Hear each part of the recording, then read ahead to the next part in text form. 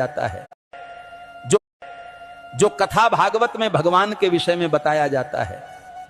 मैंने कहा वे झूठ बोलते हैं। अगर कोई इंसान बीमार होता है तो कहां जाएगा बोलो? राम मंदिर जाओगे या अस्पताल जाओगे?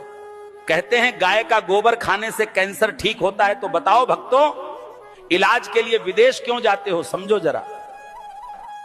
ये सब हम लोगों को भगवान के नाम पर गुमराह कर रखा है। और जब यही लोग कहते हैं धन दौलत त्याग कर भगवान की शरण में आ जाओ, और खुद कहीं पर भागवत कहने जाते हैं, लाखों रुपये लेते हैं। ये मायाजाल ही तो है। भगवान की शरण में जाने का मतलब यह थोड़ी है कि अपने शरीर का ध्यान छोड़ दो। जो शरीर भगवान ने दिया है उसकी सेवा भी तो ईश्वर सेवा है। जब बुखार आता है तब राम की जगह दवा ढूंढते हो। जब जीवन भर की परेशानी हो तब बाबा का झूठा गोबर इलाज क्यों बन जाता है? गाय पूज्य है, इसमें कोई दो राय नहीं, पर यह कहना कि गोबर खाने से कैंसर ठीक हो जाएगा, यह विज्ञान नहीं, धोखा है। जो कथावाचक कहते हैं धन दौलत छोड़ दो, भगवान की शरण में आ जाओ, वो खुद लाखों के हवाई सफर करते हैं, एसी पंडाल में रुकते हैं और पाटीदारों से लिफाफा लेते हैं। तो त्याग हमें क्यों सिखाते हो?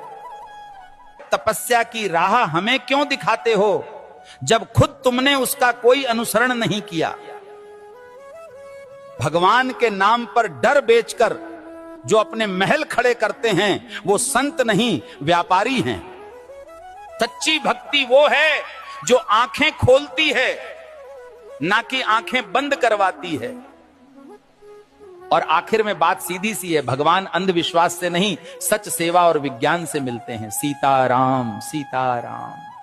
भविष्य मालिका कहती है जब पाप बढ़ेगा तो समय न्याय करेगा और धर्म की असली परीक्षा शुरू होगी। 2032 से सत्य युग का आरंभ होगा, लेकिन उससे पहले पूरी धरती हिलेगी। प्यारे भक्तों, 2 सूरज दिखेंगे आकाश में, पर उनमें से एक सूरज नहीं, विनाश का दूत होगा। बंगाल की खाड़ी में गिरेगा अग्निपिंड और समंदर उठकर धरती को लील जाएगा। 7 रात तक सूरज नहीं उगेगा, चांद नहीं दिखेगा, बस अंधकार होगा और भय। जिसे तुम प्राकृतिक आपदा कहोगे, तीसरा विश्व युद्ध दस्तक दे चुका है। शब्द नहीं अब शस्त्र बोलेंगे। भारत पर हमला होगा, परंतु धर्म की धरती कभी झुकेगी नहीं। क्योंकि भगवान कल्कि का अवतार होगा।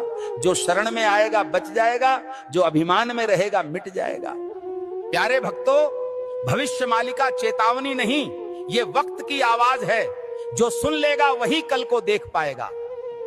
धर्म अब उपदेश से नहीं बचेगा, धर्म बचेगा तो तुम्हारे कर्म और श्रद्धा से। जो अब भी सो रहे हैं, समय उन्हें जगाएगा नहीं, बल्कि बहा देगा इतिहास की धूल में। अब भी समय है भक्तों, या तो धर्म के साथ खड़े हो जाओ या अधर्म के साथ डूब जाओ। कल सऊदी अरब में आयोजित मेरे सत्संग के दौरान एक भक्त ने मुझसे एक दुखद प्रश्न किया। भक्त ने प्रश्न किया, गुरुजी, क्या राखी बांधने से बड़ी बात यह नहीं कि हर औरत को बहन समझा जाए? अरे मूर्खों, राखी के धागे पर इज्जत की एक्टिंग करते हो और बाकी दिन उसी इज्जत को आंखों से नोचते हो। राखी का धागा इज्जत का प्रतीक है, पर नजरें ही इज्जत न दें तो वो धागा क्या करेगा? जो आज बहन कह रहे हैं, कल उसी जैसी स्त्री को घूरते हैं। यही विडंबना है। जिस दिन पुरुष की नजर नारी को सच में बहन समझने लगेगी, उस दिन हर बेटी, बहन, हर स्त्री सुरक्षित अनुभव करेगी।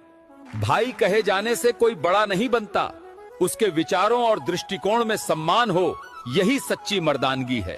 राखी की रस्म निभाना सरल है, पर नीयत की सफाई असली परीक्षा है।